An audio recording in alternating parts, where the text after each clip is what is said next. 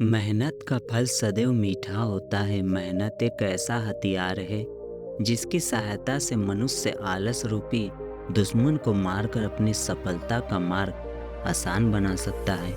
इस संसार में बिना मेहनत के कुछ भी नहीं प्राप्त हो सकता है। बैठे बैठे केवल सपने बुनने से या ख्याली पुलाव पकाने से कार्य की सिद्धि नहीं होती, बल्कि उसके लिए हमें हाथ पैर हिलाने पड़ते हैं, कठोर परिश्रम करना पड़ता है, तब ही हमें उसका फल प्राप्त होता है। संसार में किसी भी क्षेत्र में जितने भी प्रसिद्ध लोग हुए हैं, सबने अपने मेहनत के बल पर ही वह मुकाम हासिल किया है जिस पर वह आज है। मेहनती व्यक्ति यदि मिट्टी को भी हाथ लगाएगा तो वह सोना बन जाएगा, और आलसी व्यक्ति सोने को भी हाथ लगाएगा तो मिट्टी बन जाएगा। यही मेहनत का महत्व है।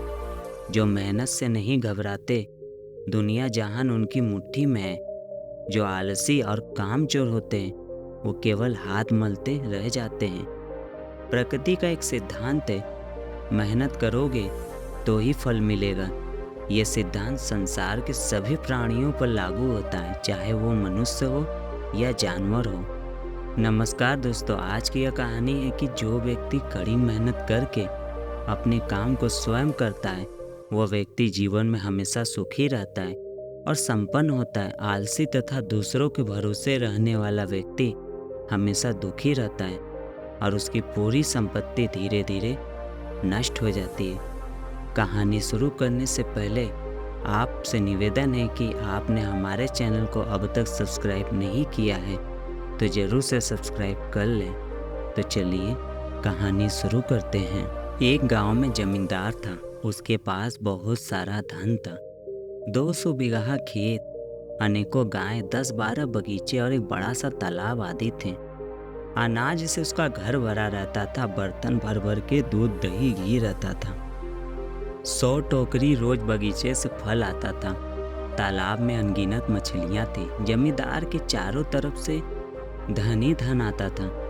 बगल के गांव के लोग भी उससे अनाज, फल, मछलियां आदि लेने आते थे। उसे किसी भी चीज की कमी नहीं थी। उसका जीवन एकदम आराम से चलता था। जमींदार का एक बेटा था, राम प्रसाद। जमींदार के मरने के बाद कामकाज का सारा जिम्मा राम प्रसाद पे ही आ गया। राम प्रसाद को घर बैठे ही सारी सुविधा मिल रही थी तो बहुत खुश था। कुछ दिनों बाद धीरे धीरे उसके धन में कमी होने लगी। अन्न भंडार खाली होने लगे।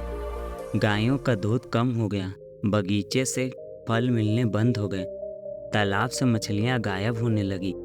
अब रामप्रसाद दुखी और परेशान रहने लगा। धीरे धीरे उसकी तबीयत भी खराब होने लगी।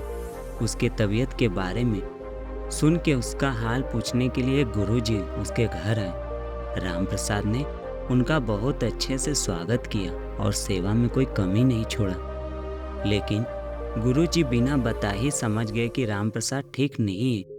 वह अंदर ही अंदर बहुत परेशान है और उसी की वजह से बीमार भी पड़ा हुआ है।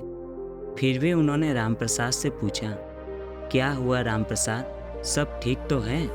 तुम बहुत उदास लग रहे हो। तो उसने कहा कि क्या बताऊं गुरुजी, कुछ समझ में नहीं आ रहा है। मेरा सारा धन दौलत खत्म होते जा रहा है। इसी की चिंता से मैं बीमार हो गया हूँ। अब आप ही कुछ उपाय बताइए जिससे मेरा सारा धन दौलत पहले जैसा हो जाए। तो गुरुजी ने कहा कि तुम चिंता मत करो, सब ठीक हो जाएगा।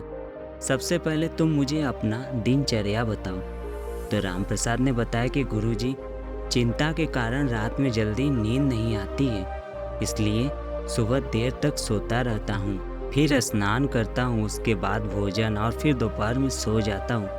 फिर जब सो कर के उठता हूँ तो शाम के समय अपने मित्रों के साथ बिताता हूँ। फिर रात को जब बिस्तर पर जाता हूँ तो वहाँ चिंता सताने लगती है, इसलिए मुझे सोते सोते देर हो जाती है। गुरुजी ने पूछा, क्या तुम कभी अपने खेतों में घूमने जाते हो कि नहीं? तो इसने बताया कि नहीं गुरुजी, मैं कभी नहीं जाता। मेरा सारा काम मेरे नौकर चाकर करते हैं। गुरुजी समझ गए कि अपने कारोबार का देखभाल न करने के कारण इसकी यह बुरी हालत हुई है। उन्होंने रामप्रसाद से कहा कि मेरे पास एक उपाय है। यदि तुमसे यह काम हो जाएगा तो तुम्हारी धन दौलत दोबारा वापस आ सकती है। रामप्रसाद ने तुरंत हाँ बोल दिया। फिर गुरुजी ने कहा, सप्ताह में किसी एक दिन स्वर्ग से एक बहुत सुंदर अद्भुत चिड़िया आती है जो सुबह 4 बजे तुम्हारे बड़े वाले तालाब के दूसरे किनारे पर बैठती है। वह इतनी सुंदर है कि उसे देखते ही किसी भी इंसान का सारा दुख दूर हो जाता है और वह सुखी, स्वस्थ और संपन्न हो जाता है। यदि तुम एक बार भी उसका दर्शन कर लोगे तो तुम्हारा सारा दुख दूर हो जाएगा और तुम एकदम पहले की तरह स्वस्थ हो जाओगे और तुम्हें कभी भी धन दौलत की कमी नहीं होगी। सबसे पहले तुम्हें सुबह उठकर अपने भंडार, घर, गौशाला, खेतों, बगीचों को प्रणाम करते हुए तालाब के पास पहुंचना है। वहां सप्ताह में किसी भी दिन तुम्हें वह स्वर्ग वाली चिड़िया दिखाई दे सकती है। गुरुजी इतना बोलकर अपने घर वापस चले गए। दूसरे दिन रामप्रसाद सुबह 4 बजे उठकर सबसे पहले अपने भंडार घर की ओर गया। वहां उसने देखा कि उसका एक नौकर 4 आदमियों के साथ भंडार घर से चावल की कुछ बोरियां निकालकर वहां खड़ी बैलगाड़ी पर लाद रहा है। जब वह नौकर रामप्रसाद को देखा तो डर के मारे थर-थर कांपने लगा और उनसे माफी मांगने लगा। रामप्रसाद ने उससे चावल की बोरियों को ले लिया और उसे नौकरी से निकाल दिया। फिर वह बगीचे की ओर गया। वहां जाकर देखा कि बगीचे की रखवाली करने वाला अपने पूरे परिवार के साथ टोकरी में फल भर भर कर अपने घर की ओर ले जा रहा है। और जब वो अचानक रामप्रसाद को देखा तो उसके होश उड़ गए। रामप्रसाद ने उसे भी नौकरी से निकाल दिया। आगे जब वो अपने खेतों में पहुंचा तो देखा कि उसके ही गांव के कुछ लोग खेतों से अनाज के गट्ठर अपने अपने सर पर लेकर जा रहे। रामप्रसाद ने देखा तो उन लोगों से अपने अनाज के गट्ठर वापस रखवाया और उन्हें एक कड़ी सजा दिया। इसके बाद वो तालाब के पास पहुंचा। वहां कुछ लोग तालाब में जाल डालकर मछलियां पकड़ रहे। रामप्रसाद को देखते ही वो जाल छोड़कर भाग गए। रामप्रसाद बहुत देर तक वहां उस चिड़िया का इंतजार किया, लेकिन वो चिड़िया उसे कहीं नहीं दिखी। फिर वह वापस अपने घर आ गया। रामप्रसाद अपने पुराने नौकर को निकालकर दूसरे नौकर को काम पर रखा। दूसरे दिन जब वो दोबारा उस अद्भुत चिड़िया को देखने निकला तो उसने देखा कि भंडार घर के सारे नौकर सो रहे, कोई कुछ काम नहीं कर रहा है। फिर उसने सबको जगाया और अच्छे से काम करने को कहा। इसी तरह सब जगह घूम घूम कर देखा और सबको अच्छे से काम करने को कहा। तीसरे दिन जब वो सुबह बाहर निकला तो देखा कि उसके सारे के सारे नौकर बड़ी लगन से काम कर रहे हैं। कोई भी नौकर आलस नहीं कर रहा, लेकिन उस दिन भी उसे वो अद्भुत चिड़िया दिखाई नहीं दी। अब उसके यहाँ काफ़ी दूध, फल और अनाज होने लगा था। 1 हफ्ते के अंदर ही उसके घर की स्थिति में काफ़ी सुधार हो गया। सब हरा भरा हो गया। भंडार घर अनाज से भर गया। गायें अधिक से अधिक दूध देने लगी। खेतों में फसल लहलाने लगा और तालाब में मछलियाँ भी दिखाई देने लगी। लेकिन अभी भी वो चिड़िया दिखाई नहीं दी। एक दिन फिर गुरुजी रामप्रसाद के घर आए। रामप्रसाद ने खुशी खुशी से उनका स्वागत किया। इस बार उसके चेहरे पर उदासी नहीं बल्कि खुशी दिख रही थी। गुरुजी ने उससे पूछा, कैसे हो रामप्रसाद, सब ठीक चल रहा है ना? और स्वर्ग वाली अद्भुत चिड़िया दिखी कि नहीं दिखी? रामप्रसाद ने गुरुजी से कहा, नहीं गुरुजी, आपके कहे अनुसार मैं रोज तालाब के पास जाता था।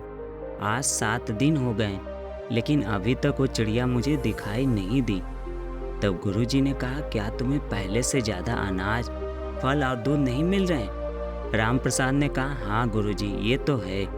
ये सब चीज़ें मुझे पहले से अधिक मात्रा में मिलने लगी है और अब मुझे कभी भी थकावट नहीं होती, बल्कि पहले से और ज़्यादा स्फूर्ति आ गई है। पर गुरुजी, आप मुझे ये बताइए ना कि अभी तक मुझे उस अद्भुत चिड़िया का दर्शन क्यों नहीं हुआ? क्या मैं वहाँ जाने में देर कर देता हूँ क्या? तब उसे गुरुजी ने बताया कि देखो रामप्रसाद, मेहनत ही स्वर्ग का अद्भुत चिड़िया है। मेहनत से ही हमें सुख और समृद्धि प्राप्त होती। अगर तुम इसी तरह मेहनत करते रहोगे तो तुम्हें मेहनत का फल जरूर मिलेगा और अपने काम धाम पर ज़्यादा से ज़्यादा ध्यान दोगे तो तुम चारों तरफ से संपन्न रहोगे। कोई दुख, बीमारी तुम्हारे पास नहीं आएगी और सुबह सुबह उठकर सूर्य की पहली किरण लेने से भी तुम्हारा शरीर स्वस्थ रहेगा और ऐसे ही धीरे धीरे तुम्हारे चेहरे पर चमक आ जाएगी। गुरु जी की कही हुई सारी बात राम प्रसाद को समझ आ गया और वो जान गया कि मेहनत करने से ही लक्ष्मी की प्राप्ति होती है। उस दिन से वह वैसा ही करने लगा जैसा उसको गुरुजी ने कहा था। इसलिए कहते हैं कि मेहनत का फल हमेशा मीठा होता है। अगर आपने ईमानदारी से मेहनत की है तो इसका फल आपको जरूर मिलेगा। आपने अपनी परीक्षाओं के लिए परिश्रम की है और अपना सर्वश्रेष्ठ प्रयास किया है, तब आप उच्च अंक प्राप्त करेंगे। बीच बीच में बाधाएं और असफलताएं आ सकती हैं, लेकिन व्यक्ति को हार नहीं माननी चाहिए और आगे बढ़ते रहना चाहिए। मेहनत का फल अवश्य मिलेगा। इतिहास ने दिखाया है कि परिश्रम हमारे जीवन का एक अनिवार्य हिस्सा है। बिना मेहनत के जीवन में सफलता नहीं मिलती। एक आलसी व्यक्ति जो हर समय आराम करता हुआ दिखाई देता है, कभी भी सफलता प्राप्त नहीं कर सकता। बिना मेहनत के सफलता की ऊंचाई तक पहुंचना नामुमकिन है। लोग हमेशा शॉर्टकट के बारे में सोचते हैं, लेकिन जीवन में कोई शॉर्टकट नहीं होता है। सब कुछ परिश्रम और चीज़ों को लेने के तरीके पर निर्भर करता है। जिसने सच्ची मेहनत की है वो सफलता की ऊंचाई पर जरूर पहुंचता है। वे बाधाओं को पार कर सकते हैं और असफलताओं का सामना कर सकते हैं, लेकिन ऊंचाई तक पहुंचेंगे।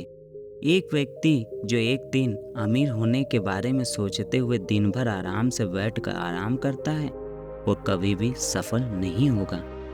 अपने सपनों को हासिल करने के लिए आपको परिश्रम करने और अपने रास्ते पर दृढ़ और केंद्रित रहने की ज़रूरत है। एक आदमी स्टील की तरह होता है। यदि आप इसका उपयोग करते हैं तो यह चमकता है, और यदि तुम उसे पड़ा रहने दो तो उसमें जंग लग जाती है। यदि आपने वास्तव में परिश्रम किया है तो निश्चित रूप से इसका फल मिलेगा और आप निश्चित रूप से अपनी सफलता का आनंद लेंगे। और अगर आप अपने सपनों के साथ जीते हैं तो आप सपने ही खत्म कर देंगे। मेहनत का कोई विकल्प और शॉर्टकट नहीं है। जब सफलता प्राप्त करने की बात आती है तो कठिन परिश्रम करने के अलावा दिमाग में और कोई विचार नहीं आता। कड़ी मेहनत न केवल सफल होने का एक महत्वपूर्ण साधन है, बल्कि ये बेहतर जीवन के लिए महत्वपूर्ण भी है। हम अपने जीवन के विभिन्न चरणों में चुनौतियों का सामना करते हैं। छात्र जीवन से लेकर पेशेवर जीवन तक हर पहलू में हर एक को बाधाओं का सामना करना पड़ता है। सभी बाधाओं को दूर करने के लिए हमें संभावनाओं पर ध्यान देने की ज़रूरत है। फिर योजना को कड़ी मेहनत के साथ क्रियान्वित किया जाना चाहिए। छात्र सेमेस्टर में सभी परीक्षाओं को पास किए बिना अपनी डिग्री नहीं पा सकते हैं, या जो कर्मचारी किसी कंपनी में काम कर रहा है उसे बिना मेहनत के प्रमोशन नहीं मिलेगा।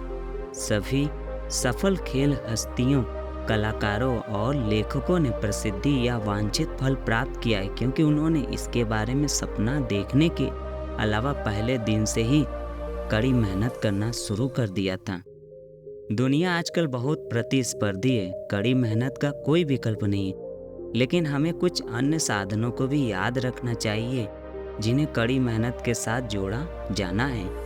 किसी भी कार्य की शुरुआत उचित योजना और उसका निष्पादन कठिनतम कार्य के साथ करना बहुत महत्वपूर्ण है। दोस्तों, आज की यह कहानी आपको कैसी लगी कृपया मुझे कमेंट करके ज़रूर बताएं, और अगर आपको यह कहानी पसंद आई है तो अपने दोस्तों को ज़रूर शेयर करें।